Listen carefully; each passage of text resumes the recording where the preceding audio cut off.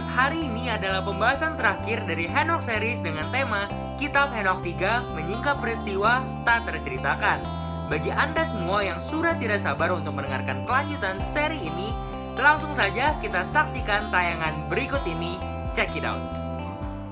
Shalom jemaat Tuhan, haleluya. Saya percaya kita ada di keadaan yang sungguh luar biasa karena kita punya Tuhan Yesus yang sungguh baik. Yang percaya katakan amin, haleluya. Mari jemaat Tuhan, sebelum kita masuk dalam kebenaran firman Tuhan, sebelum kita belajar bersama-sama, mari kita memuji dan menyembah Tuhan. Mari jemaat Tuhan, kita tundukkan kepala, kita berdoa. Terima kasih Tuhan Yesus. Kami menyatakan Engkau Tuhan yang sungguh baik bagi setiap kehidupan kami. Janjimu ya dan amin dan tidak pernah berubah.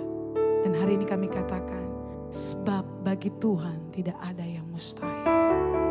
Amin.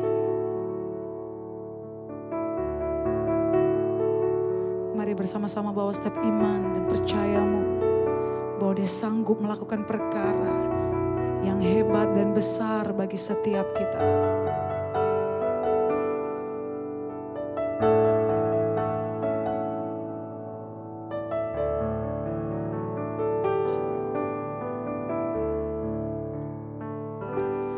Ku yakin saat Kau berfirman, ku menang saat Kau bertindak. Hidupku hanya ditentukan oleh perkataanmu. Ku aman karena Kau menjaga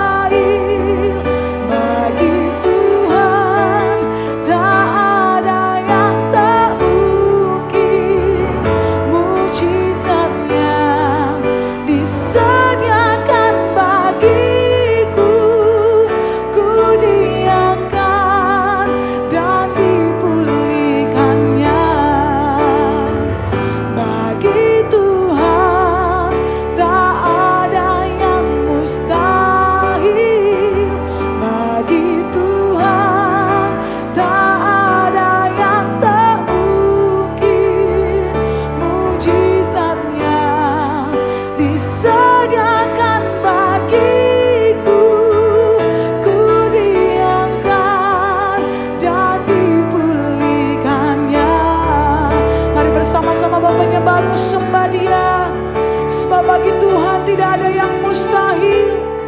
Bagi Tuhan tidak ada yang tak mungkin. Tiada yang mustahil bagimu Tuhan. Tiada yang sukar di hadapan-Mu.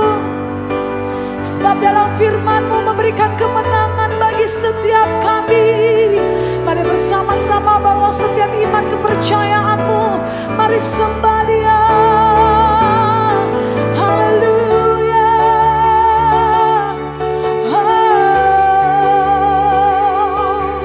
kami bangga punya Tuhan seperti Engkau. Kami bangga sebab janji-Mu ya dan amin bagi setiap kami. Tak pernah berubah, dulu, sekarang dan selamanya. Engkau tetap Tuhan yang baik. Bagi Tuhan tak ada yang mustahil. Bagi Tuhan tak ada yang tak mungkin. Mujizatnya disediakan bagiku. Ku diangkat dan dipulihkannya. Bagi Tuhan tak ada yang mustahil. Bagi Tuhan tak ada yang tak mungkin. Mujizatnya disediakan bagiku. Ku diangkat dan dipulihkannya. Yes Lord, dan dipulihkannya. Ku diangkat, dipulihkannya. Mari bersama-sama katakan El Shaddai, El Shaddai, El Shaddai, El Shaddai, Allah Maha Kuasa. Dia besar, Dia besar. El Shaddai mulia, El Shaddai, El Shaddai, El Shaddai, Allah Maha Kuasa. Berkat-Nya melimpah. El Shaddai. Dengan mengangkat kedua tanganmu, katakan El Shaddai, El Shaddai, El Shaddai, Allah Maha Kuasa. Dia besar, Dia besar. El Shaddai mulia. Oh, El Shaddai, El Shaddai, Allah Maha Kuasa. Berkat-Nya melimpah. El Shaddai. Berkat-Nya melimpah. El Shaddai. Mari nyatakan berkat-Nya melimpah.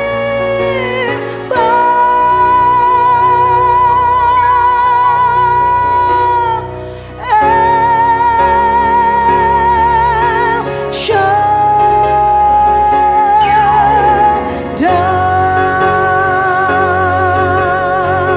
Mari berikan sorak-sorai tepuk tangan buat Tuhan yang besar. Dia dahsyat, El Shaddai, El Shaddai. Terima kasih Tuhan Yesus.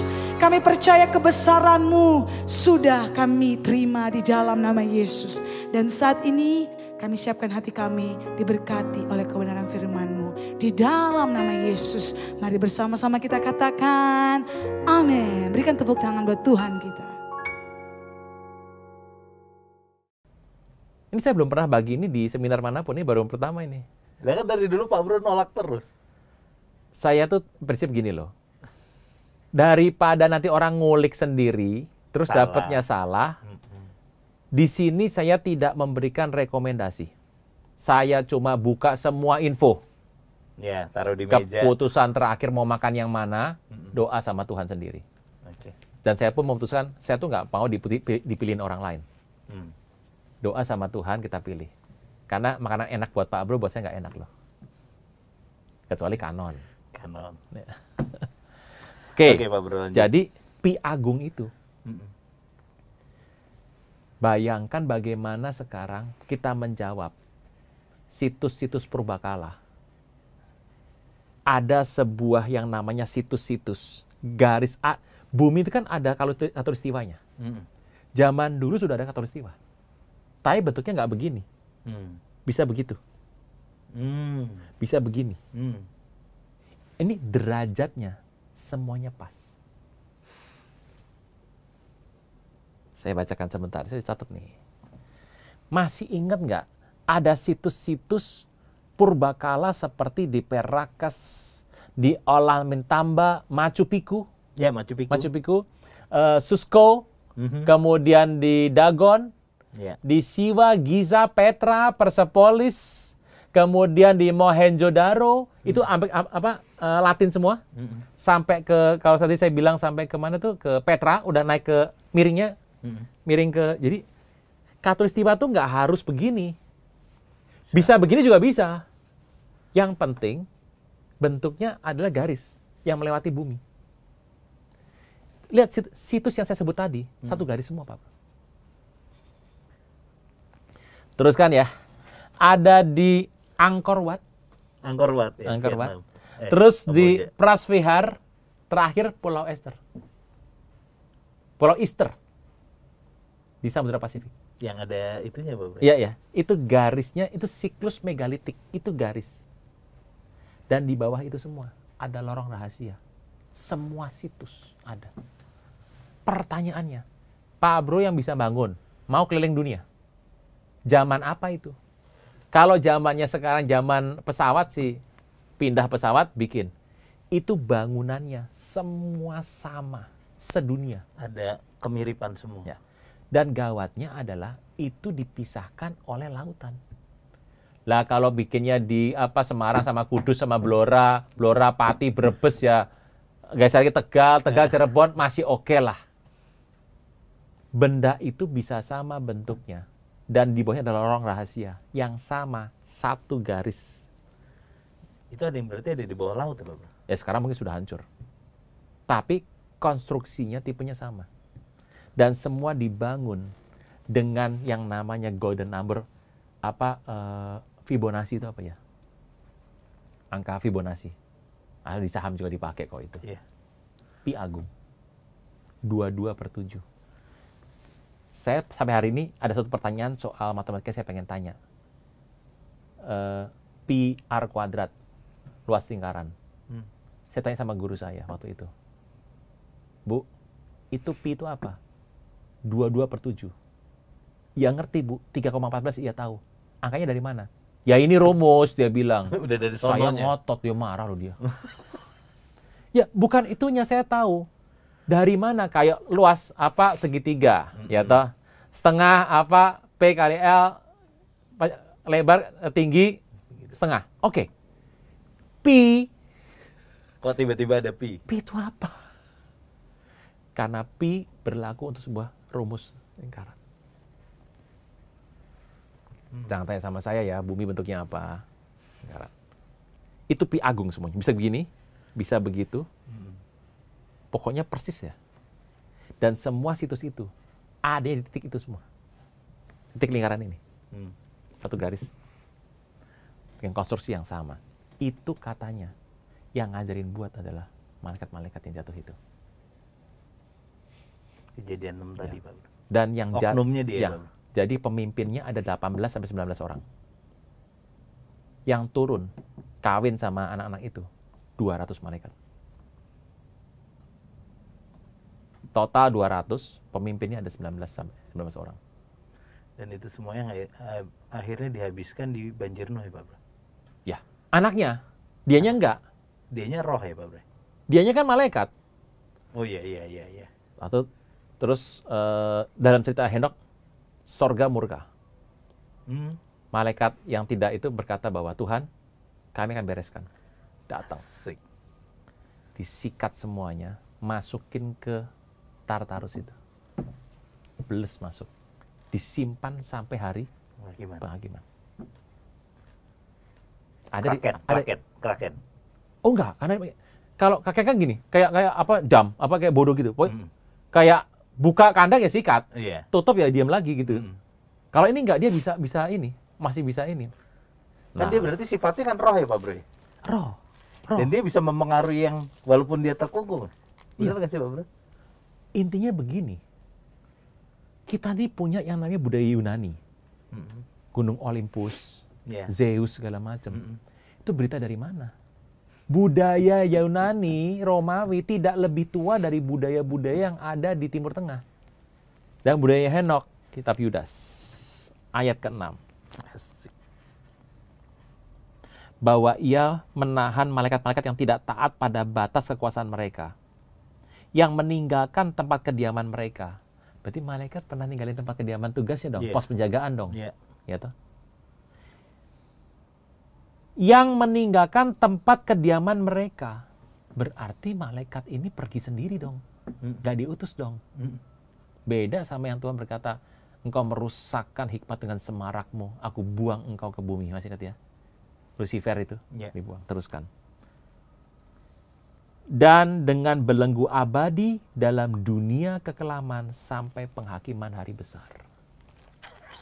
Makanya ada malaikat jurang maut namanya Apoleon. Ya toh? Abaddon. Wahyu 9. Jangan-jangan satu dari mereka. Disimpan semuanya, dikunci semuanya. Ada yang diikat di langit. Jadi bintang itu. Kelip-kelip, pegang, diikat. Tuhan tanya sama Ayub, kalau kamu hebat, tunjukkan bagaimana cara mengikatnya. Ayub nggak tahu. Yang ikat itu kan zamannya Henok itu. Diikat semuanya. Nah, kisah itulah yang seru. Dikunci semua, diikat. Karena kan mereka ini pinter. Banjir mereka bisa tahan mungkin. Demi supaya anak-anaknya jangan sampai mati. Begitu diikat semua, wah ini 1,35 kilometer ini udah bablas. Bablas semua. Untung nggak masuk Bahtera Nuh 1 tuh. Wah, kalau masuk mah rusak semua. Nah, yang menarik adalah cerita ini yang percaya siapa? Clement percaya. Clement dari Alexandria percaya. Ireneusius percaya. Tertullian setuju. Athenagoras setuju. Origen setuju. Kripsian, Hippolytus, Commodianus, Justin Martyr, dan Felix percaya kisah ini. Bapak gereja saya sebut tadi, itu bapak gereja membentuk kekristenan. Percaya. Ini baru hilang zaman Katolik Roma. Bidat, sapu bersih, bukan cuma benda ininya, sampai orang-orangnya dihabiskan semuanya. Tadi kan ada cerita mengenai surat Henok tuh. Yang seru tuh waktu ini dibuka pertama kalinya, bilang begini. Cerita mengenai kitab Henok itu, Henok 1 ayat 1. Wah, ini pembukaan tuh. Kisah ini menceritakan mengenai masa yang susah. Di sekarang dan waktu akhir. Ternyata Henok sudah cerita bahwa nanti di akhir zaman itu ada masa susah. Sampai Tuhan datang. Beberapa orang. Pak Bro, saya buka aja yuk berita. Nah, ini seru nih. Gereja mayoritas itu percaya adalah premilenium. Tuhan akan datang sebelum 1000 tahun. Gitu. Kan ada yang amilenium, ya, atau ada yang apa post milenium. Itu memang mereka percaya, tetapi pengajaran tidak dalam. Mayoritas di gereja itu yang sekarang ada mainstreamnya adalah percaya premilenium. Premilenium kan dibagi dua. Historic premilenium alias post tribulation rapture, dan dispensasional premilenium. Jadi Tuhan akan datang mengangkat itu tepat sebelum 1000 tahun. Itu yang post. Atau dispensasional adalah yang kita sebut nama pre-tribulation. Saya tahu kok, dalam dunia Kristen itu sekarang majority orang maunya premilenium. Dan makin ke sini, kondisi bumi makin begini, beberapa orang sepertinya juga mulai berpindah. Menjadi pemikirannya menjadi historik premilenium. Salah satunya adalah karena kitab ini, Henok.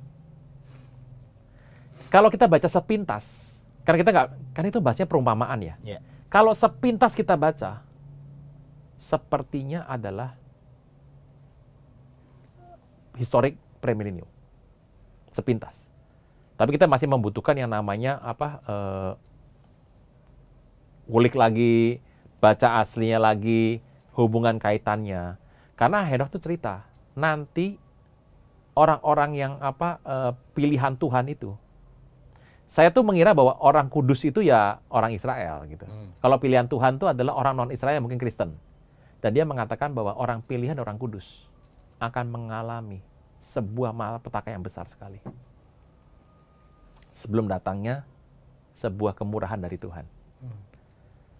Saya mikir, ini kalau konsep begini ini berarti rapture-nya rapture apa ini? Kalau sekilas, itu adalah historik premilenium. Kalau sekilas. Karena dia mengatakan orang kudus dan orang pilihan. Makanya kan kitab Daniel ada orang pilihan. Karena demi orang pilihan, waktunya dipersingkat. Nah, kata pilihan tuh apa? Kan nggak jelas. Karena hari itu Kristen belum ada. Keselamatan yang dijanjikan masa gereja pun belum terlihat. Nah, jadi kisah ini menjadi rumit nih. Yang menarik, Bro, dari kitab bahasa GS ini, diterjemahkan berkali-kali. Dibuatlah sebuah terjemahan, dibikin bukunya. Dan yang paling maju lah, nggak lengkap, tapi paling maju itu adalah yang dibuat oleh Richard Lawrence. Pakai bahasa Inggris. Jadi pertama kan pakai bahasa Inggrisnya. Tadi kan bahasa GS, pindah ke bahasa Inggris. Itu Richard Lawrence, 1821. Nah, tetapi itu dianggap tidak lengkap. Terjemahan yang langsung dari Etiopianya, GS, langsung nih. Nggak lewat macam-macam bahasa dulu nih. Dipindahkan langsung menjadi bahasa Inggris itu oleh Robert Henry Charles. Dibentuk dalam sebuah tulisan, ini paling penting. Jadi ini menjadi tonggak kelak, disebar sampai semua muka bumi. Robert Henry Charles, Inggris. Tahunnya 1906. William Seymour Azusa Street kapan? Itu tahun 1906 adalah cerita kitab Henok 1 dari Ethiopia dibentuk dalam edisi yang paling penting, bukan paling lengkap, paling penting, yang kelak menjadi dasar penyebaran sampai ke seluruh muka bumi oleh Robert Henry Charles di tahun yang sama. Pencurahan Roh Kudus di Azusa Street oleh William J. Seymour terjadi 1906. Dan ini menyebar besar sampai ke dunia 1912. Bersamaan dengan jalannya pencurahan Roh Kudus beritanya. Ingat, 1906 bergerak ke muka bumi. Banyak gereja berbalik, berubah menjadi gerakan Pentakosta, termasuk Church of God yang paling gede, stream paling gede. Ya kan ada Assembly of God, Foursquare Gospel sama Church of God. Yang kalau GBI kita ini acuannya Di bawah sana. Church of afiliasinya adalah Church of God. Itu menjadi Pentakosta. Kalau nggak salah 1911. 5 tahun setelah. Jadian. Ya. Dan buku ini menyebar sampai ke muka bumi. Tambah setahun kemudian. Dimulainya sama. Orang bilang, lah kok bisa? Ini kebetulan, coincidence? Nggak tahu saya. Bisa jadi dia terinspirasi dari itu. Nggak tahu. Tapi bukunya ada. Coba nggak di kanon. Pak Bro, sedikit. Kalau dia terinspirasi, kan tadi ada 5 pasal. Ada 5 buku ya. 5 bagian. 5 bagian, oke. Terinspirasi yang dari mana ya Pak Bro? Yang mana? Si tadi itu, Gerakan Pentakosta. Oh enggak, jadi gini. Saya nggak bilang siapa menginspirasi siapa, tidak. Jadi gini. Geraknya buku Henokh menyebar dari bahasa asli ke seluruh muka bumi. Itu bersamaan dengan momen itu. Tapi bukan momen itu tercipta karena Jadi buku ini. apa siapa nebeng siapa enggak saya nggak tahu. Oke. Tapi tahunnya sama. Coincidence kebetulan? Ayolah. Jadi kalau saya sekarang cuma yang masih mengganjal PR cuma satu. Apa tuh Pak Bro? Dari mana kita tahu bahwa buku Henokh yang Anda dan saya baca ini adalah terjemahan dari tulisan asli? Bisa tuh? Bisa. iPad Good aja ada yang ngikut-ngikut. Pokoknya kalau nggak ditayangkan di sini berarti belum serak ya? Belum serak. Jadi PR cuma satu sekarang. Yang beredar itu tuh bener-bener ada koreksi-koreksinya atau salah total. Nggak ada yang tahu. Tapi ini sudah beredar. Udahlah zaman sekarang mah langsung pakai digital book aja lah. Iya. Ya. Cuma kan ada pasti gini, ini asli nggak ya? Nggak, soalnya yang di marketplace dijual itu yang translate orang Indonesia Pak Bro. Ya betul. Oh sekarang sudah menyebar pakai bahasa Indonesia, udah lama itu. Nah Cuma itu menggunakan pakem yang mana, maksudnya dasar yang mana dia mentranslate? harusnya Inggris ya. Siapa yang pakai bahasa sarjana bahasa Ibrani bejibun di Indonesia. Tapi kalau bahasa GS Ethiopia nggak jamin saya. Loh, Bukan hal common. Kita ini mencari orang Indonesia yang paham bahasa Thailand dan lancar untuk ngajar di S2 saja. Untuk accounting, nggak ada loh. Dan jangan lupa Pak Bro, saya itu pernah bikin iklan untuk bahasa luar. Orangnya bener-bener cengkoknya beda Pak Bro. Iya. Jadi banyak faktor yang membuat itu. Jadi kalau sudah mulai alih bahasa, lebih baik tuh kita mendapatkan penggunaan kata-kata juga bisa beda kan. Kayak tadi saya bilang, orang pilihan sama orang kudus. Waduh. Kata orang kudus di Daniel. Maka aku melihat ada seorang kudus. Bahasa aslinya adalah akuntan, penghitung ajaib, observer, pengamat. Jadi ini letaknya di sini. Yang ini di sini. Kalau bukan rencana sorga, manusia tahu dari mana sih? Itu malaikat-malaikat itu yang naruh kayak gitu, yang ngajarin itu. Makanya kenapa secret society segala macam ya, penggunaan posisi-posisinya harus tepat semua. Derajat lintang busurnya tepat semuanya. Dan hampir mustahil dong di seluruh bangsa ini ada orang pada zaman itu menggunakan yang namanya situs-situs yang kemajuan teknologinya. Kayak orang bilang suku Maya, Aztec. Kok teknologinya tinggi sekali sih? Kan nggak mungkin manusia sama manusia itu. Ya banyak orang bilang itu katanya alien kan. Justru Henokh menceritakan itu. Hebat itu gini, pertanyaan kita dijawab sama Henokh, buku Henokh. Dia mengajarkan manusia mengenai membuat obat. Mencampur ini. Mengawinkan silang. Kan nggak boleh sama Tuhan. Dikawinkan silang yang ini hasilnya pasti bagus begini. Kalau mau termasuk yang namanya perbintangan, zodiak, astrologi, semuanya diatur. Nih bintang ini untuk ngelihat arah mana. Ini artinya apa? Peredaran, pusatnya. Itu sudah ada zaman itu. Henokh yang bikin semua. Lengkap itu jadinya. Waktu itu Henokh menulis, dia dapat inspirasi langsung dari Tuhan, Pak Bro. Loh kalau Henokh kan jelas.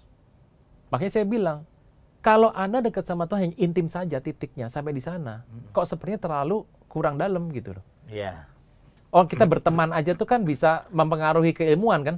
betul. Iya. Bukan cuma kita bangun sebuah hubungan, Iya. tapi adalah sebuah kedewasaan, Iya. karakter, gitu, pola pikir, kan itu Iya. dibangun. Iya. Henokh tuh dibangun begitu. Makanya saya tahu kenapa Salomo tuh benar-benar top sekali. Dia diam-diam belajar itu. Dia menemukan itu. Udah bibitnya bagus. Bibitnya bagus, memang orangnya takut Tuhan waktu muda kan. Nah, Dia dapat itu sekalian. hmm. Dan dia sembunyikan itu di Ethiopia. Dan waktu itu dia bingung, cari gitar, tanya Tuhan. Nah iya, mungkin nggak ada gitar. Iya. Nggak ada gitar.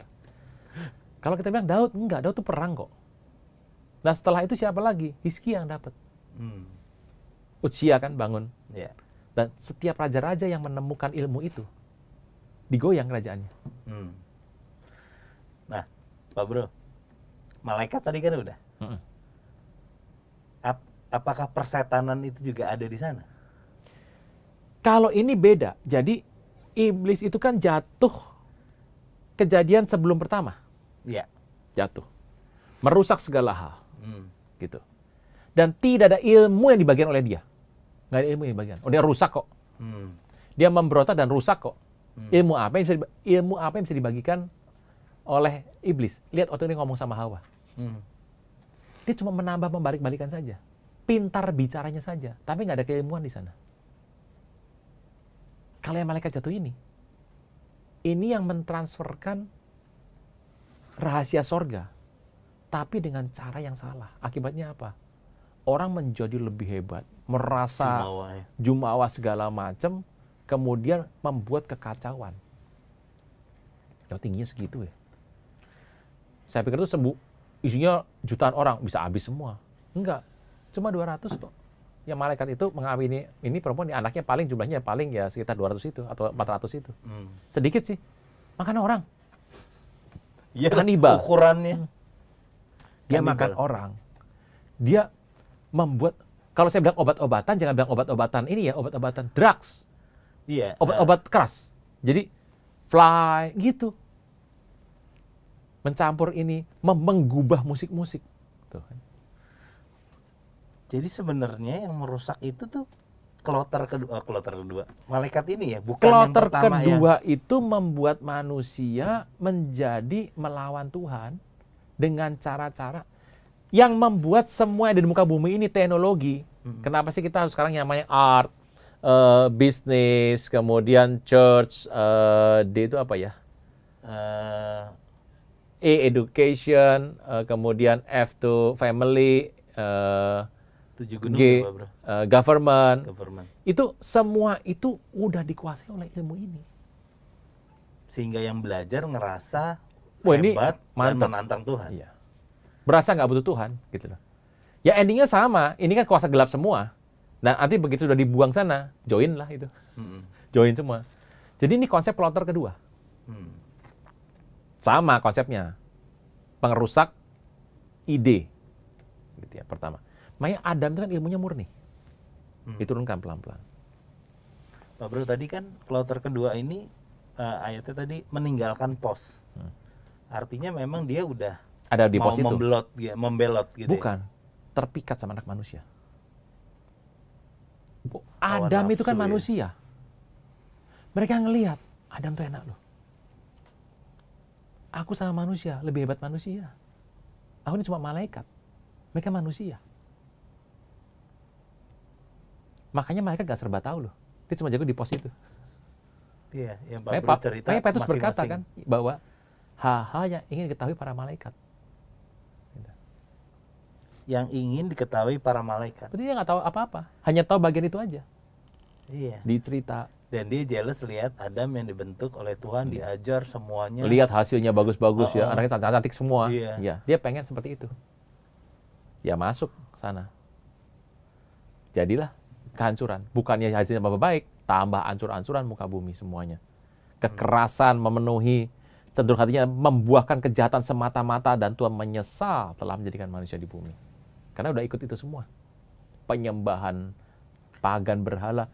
penyembahan bintang-bintang, semua yang ngajarin mereka. Dan ada yang sekarang itu tersisa adalah karena mereka itu semua ya Pak Bro. Ya. Nah, cerita ini baru muncul karena kitab Henokh. Kalau nggak ada, kita cuma berhenti pada yang namanya kuasa gelap sama orang kudus. Jadi penjelasan kenapa sekarang ada begini kurang... Oh enggak, penjelasan ini hanya bisa menjawab kejadian 6. Gitu. Ini udah, kejadian 6 ini aja sudah. Alternatif sebuah jawaban. Kalau Anda merasa bahwa saya mau ambil yang atas aja Pak, yang tadi yang awal, yang ini enggak, ya nggak apa-apa, potong aja, ambil yang atas aja. Tapi saya beritahu bahwa Petrus, Yudas, Tuhan Yesus, semuanya mengutip kitab Henokh. Henokh yang benar ya, nggak tahu Henokh yang mana loh ini. Iya. Nah Pak Bro, tadi bicara tentang ilmu angkasa ya Pak Bro ya? Ilmu angkasa ya. Iya. Apa namanya tadi, situs-situs dan segala macam. Saya tuh ingat Pak Bro, pernah menemukan satu cerita di internet, ada yang namanya Jayapura Wall. Yang di bawah laut?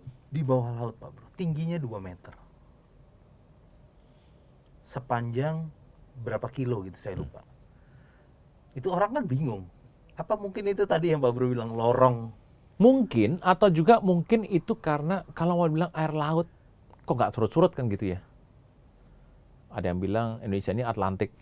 Iya, ada yang bilang begitu. Nah, penjelasan itu nggak akan berhenti. Nggak pernah masuk di kepala kita. Endingnya adalah ada peradaban sebelum hari ini. Ya. Tapi kalau kita belajar begini, ini kan yang saya ngomong baru kulit sekali nih. Ya. Kan kalau tadi bicara soal situs, banyak situs loh. Iya. Memang jangan-jangan itu adalah yang diajarkan sama mereka itu. Nah kalau bisa lewat laut segala macam sampai ke ujung-ujung yang sana dibangun, kok bisa sama semua? Kan konsepnya satu. Arsiteknya bikin apa? Iya. Gambarnya kan satu. Iya. Jangan-jangan itu di situ. Karena itu yang terlihat bangunan tembok itu rapi sekali. Iya. Dan itu kalau lihat yang tadi saya sebutin itu, yang ada di Amerika Latin, ya itu kan rapi sekali itu.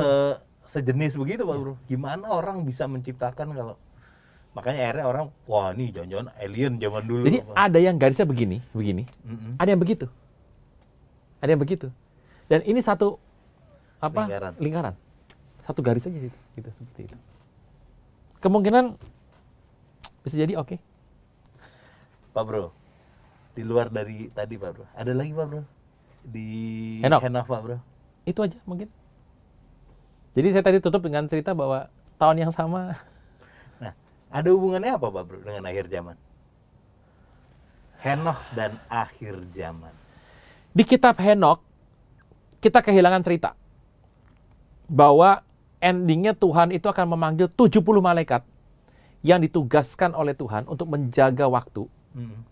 Karena mereka pernah tanda kutip tidak menyelesaikan tugasnya. Ini nggak jelas sampai sekarang. Dari sini juga kemudian kita jalan lagi mengenai yang tadi saya cerita, akan ada malapetaka besar itu. Kita bertanya, apa urusan akhir zaman sama Henokh? Yang paling jauh ya kalau saya buka Henokh 1 ayat 1. Nuansanya sepertinya adalah post tribulation. Dari sudut pandang Henokh. Jadi Henokh nggak bilang apa-apa. Dia cuma cerita saja. Dari kata-kata yang dibaca terjemahannya, ya saya kan bilang ini faktornya banyak nih. Kalau bukunya salah ya salah, terjemahannya salah ya salah, atau penggunaan kalimatnya nggak tepat, kata nggak tepat. Kalau sampai salah ya salah. Dari situ nuansa pertama yang masuk ke hati saya lihat, wah kalau gini yang namanya orang pilihan kena, yang namanya orang kudus kena. Karena itu yang namanya batu-batu itu ada. Kok sepertinya nuansanya post tribulation. Tapi saya juga berpikir bahwa jangan-jangan ini ada sebuah hal yang belum terbuka. Contoh, orang-orang yang percaya bahwa Tuhan akan datang tepat sebelum 1000 tahun dimulai, Tuhan akan pengangkatan, terus datang kan? Itu jaraknya berapa lama? Apa nempel sehari gitu? Kalau nempel sehari ngapain naik dulu sih? Iya. Nah, itu nggak ada penjelasan sampai sekarang. Jadi pelajaran-pelajaran gini tuh seringkali di kelas itu kita berhenti. Ngambang udah. Ngambang. Kalau mau dijelasin lagi, alasannya selalu adalah, udahlah, nggak usah dijelasin lagi, nanti malah ribet. Tapi kadang-kadang itu esensi. Karena gini, kitab yang satu ini harus dibuka sedalam mungkin. Dan saya tahu bahwa Alkitab berkata bahwa di akhir zaman nanti meter akan dibuka. Pengetahuan bertambah kan. Jadi saya juga masih bertanya bahwa, apa iya kalau post itu berarti Tuhan pengangkatan terus turun lagi? Ada yang bilang, itu jaraknya 30 hari. Ada yang bilang itu. Tapi kan ini masih, sebelum saya mau masuk ke sana, ke sana, kita harus yakin dulu Henoknya benar apa salah. Iya. Sementara menggunakan Henok yang mana gitu kan? Iya, ya kecuali kita udah yakin dulu nih, Henok yang beredar, yang Anda pegang, saya pegang sama semua. Yuk duduk sama-sama kita bahas per ayat. Jadi kelas kecil bahasnya ayat ini tuang. Jadi orang bilang, nggak bahas Alkitab, malah bahas itu. Karena saya kaget sekali loh, bapak-bapak gereja, level generasi kedua ya, bukan generasi pertama, generasi kedua, sampai zaman Roma Katolik, semuanya terima ini. Karena mereka haus mencari tahu, nggak ketemu, terus tiba-tiba alternatif kok cocok. Iya. Ada pembenaran melalui kayak tadi Yudas, Tuhan Yesus sendiri menggambarkan. Setelah itu baru hilang kan? Dihilangkan mungkin. Nggak tahu. Jadi kita harus buka lagi hasil konsili. Konsili Nisea, konsili Laodikia, konsili harus dibuka lagi semuanya. Cuma hari gini ya, udah kerja zaman pandemi, COVID begini, terus kita mau buka begini, ya kalau yang suka ya suka aja. Belum nanti kita ngukurin itu Pak Bro, jarak daun. Oh, saya udah. Dan bener semua, bener. Iya. Daun apa aja sama? Daun apa aja sama, ayo daun mau apa kecil, aja. Mau gede. Iya, mau daun salam juga boleh, daun jambu boleh, semuanya keluarin aja. Di dunia ini, semuanya dalam perbandingan. Sama semuanya. Pi Agung namanya. Luar biasa, itu cuma Tuhan yang bisa begitu. Sakti ya. Mau bilang apa? Coincidence kebetulan? Ada lagi? Cocok logi. Hitung sendiri saja. Kira-kira gitulah Pak Bro. Jadi, dan kemudian 7 malaikat dikirim untuk membereskan ini semua. 7 malaikat itu yang kita kenal kelak sekarang dengan nama malaikat utama, Archangelos. Di 2 di antaranya kita sudah kenal namanya, Gabriel dan Mikael. Masih ada 5 lagi. Nggak dibuka itu Pak Bro? Ada namanya, ada semua. Nggak mau diterangin juga sekarang? Enggak, jangan udah. Namanya aneh-aneh semua. Tapi bagus-bagus namanya, walaupun agak aneh sedikit ya, tapi bagus. Nah, jadi kalau begitu, kesimpulannya adalah kalau apa yang tadi di-sharingkan Pak Bro, Henokh itu adalah, kan Pak Bro selalu bilang bahwa Alkitab yang dipegang adalah... Sebentar. Ada orang lumpuh 38 tahun. Kalau kolam ada malaikat turun, gerakin air, masuk. Teologi mana? Taurat nggak ada. Petrus. Itu Petrus, malaikatnya bro. Itu Petrus, malaikatnya bro. Rode. Teologi dari mana? Ada banyak cerita soal malaikat yang ada di PB, nggak ada di PL. Lalu PB ngambil dari mana? Jawaban terbaik adalah mereka punya kitab tertentu yang kita nggak baca. Iya dong? Iya. Wah, kalau ngomong sama Pak Bro ini mantep. Padahal kita sekolahnya sama. Ini pasti punya buku tertentu nih. Nah, sama. Jangan-jangan buku itu nggak turun sama kita. Kemungkinan buku itu salah satunya adalah Henokh. Masih banyak loh Pak Bro. Di rumah masih banyak yang bukunya. Jadi kita bahas lagi yang lain. Terserah Pak Bro saja. Yang seru-seru aja lah. Hari gini kan kita butuh yang seru-seru sedikit lah. Biar lebih happy kadang ngelihat kondisi ya. Iya. Tapi yang penting 66 pegang dulu nih. Kanon ya, 66. Ini kuat. Iya. Udah ini kuat, baru cari suplemen. Ini kuat dulu. Dan saya berdoa, teman-teman semuanya pegang Alkitab. Ya. Pegang Alkitab dan doa sama Tuhan. Pendapat hari ini adalah sebuah alternatif yang ditawarkan dalam siaran hari ini. Iya. Tapi ingat bahwa kita harus tanya sama Tuhan. Tanya sama Tuhan. Ya. Kalau nggak tahu gimana cara tanyanya, ikut kelas kecilnya yang dipandu Bro Vino. Oke, itu saja. Oke Pak Bro, kita sudahi pembahasan tentang Henokh. Kalau nanti tiba-tiba Pak Bro mau bahas lagi, kita open. Biasanya kan kemarin nggak mau, sekarang kebuka, kita doakan. Tergantung makan siangnya. Oh, iya. Kalau enak ya saya buka. Oke. Oke Pak Bro, Kita berdoa karena ya. tadi kita bicara tentang malaikat segala macam, mungkin hari ini kita bisa berdoa buat para pemirsa tentang kelepasan dari kuasa-kuasa Oke. itu Pak Bro. Yuk. Ya. Kita berdoa, Bapak di sorga dalam nama Tuhan Yesus. Terima kasih buat semua yang kami alami sampai hari ini. Selangkah demi selangkah kami maju, mengerti banyak hal, kami tahu ini mutiara tersembunyi. Kami tahu bahwa Engkau memberi kami anugerah yang besar, keselamatan, dan menebus dengan darah yang penuh dengan kuasa. Menjaga menuntun kami untuk terus dikuduskan sampai mengalami pemuliaan. Hamba berdoa di dalam nama Tuhan Yesus. Untuk setiap pemirsa yang menonton acara ini dan siaran tundanya nanti. Yang masih terikat secara sadar dan tidak sadar dengan kuasa-kuasa kegelapan. Yang mungkin terpikat dengan cara-cara tipu daya kuasa kegelapan dengan tidak sadar mulai menjauh daripada Tuhan. Dan saya ingin berdoa, biarlah kuasa daripada Tuhan Yesus menerangi hati setiap kami, Roh Kudus mencengkeram. Sehingga setiap hati kami menjadi damai, penuh sukacita, penuh hikmat daripada Tuhan. Dan hanya yang murni akan mengalir. Dan semua hubungan-hubungan dengan kuasa kegelapan yang sempat dibangun sadar-sadar tidak sadar, diputuskan di dalam nama Tuhan Yesus. Kelepasan terjadi, pemulihan terjadi, dan hati yang melekat untuk mencari Tuhan terus ditambahkan hari demi hari demi hari demi hari. Dan biarlah hati yang terus mau mencari Tuhan, belajar lebih lagi, terus Tuhan tunjukkan arah dan tuntunannya. Terima kasih Roh Kudus, mencengkeram umat-Mu semua dan kami semua di tempat ini dengan kasih yang penuh dengan kuasa. Di dalam nama Tuhan Yesus yang mengalami kelepasan sama-sama boleh berkata. Amin. Amin. Gitu Pak Bro? Terima kasih Pak Bro. Sama-sama. Buat pembahasan luar biasa. Terima kasih semuanya. Tuhan Yesus, Tuhan Yesus memberkati. berkati. Terima kasih Anda telah mengikuti Wednesday Bible Wisdom pada hari ini. Kami mengajak Anda untuk berdoa, menyembah Tuhan, dan mendengar pesan firman Tuhan dalam acara Kul Menyembah via Zoom setiap hari Senin sampai Sabtu pukul 5 pagi. Untuk informasi meeting ID dan password Zoom, Anda dapat menghubungi via WhatsApp ke nomor berikut ini.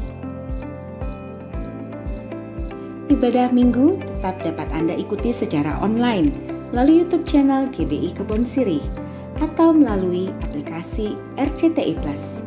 Anda dapat mengunduh aplikasi RCTI Plus di Apple Store atau Play Store. Untuk ibadah online minggu ini, pada hari Minggu tanggal 11 April 2021, ibadah akan dimulai pukul 6 pagi. Pesan firman Tuhan akan disampaikan oleh Pastor Johan Lumoindong. Ibadah dapat dilihat setiap saat setelah waktu penayangan. Kami kembali mengajak Anda mengikuti GBI Kebon Sirih Wednesday Bible Wisdom pada hari Rabu tanggal 14 April 2021 pukul 6 pagi. Bersama Pastor Aruna Wiryolukito dan host Bapak Vino Pramudito. Acara ini dapat dilihat setiap saat setelah waktu penayangan. Kini Anda dapat memberikan persembahan umum, syukur, dan perpuluhan melalui QR Code. Bagi jemaat yang rindu memberikan persembahan, dapat menggunakan dompet digital sebagai berikut. Buka aplikasi e-payment yang akan digunakan, scan QR Code yang tertera di layar, dan langkah selanjutnya dapat mengikuti proses yang tertera di aplikasi e-payment Anda. Persembahan melalui QR Code tidak dipungut biaya apapun.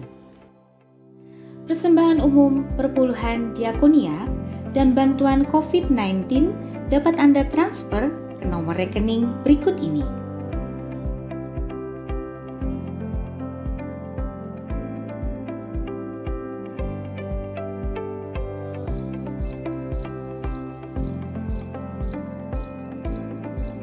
Untuk pelayanan baptisan, dapat mendaftarkan diri di nomor call center berikut ini. Demikianlah News Flash hari ini.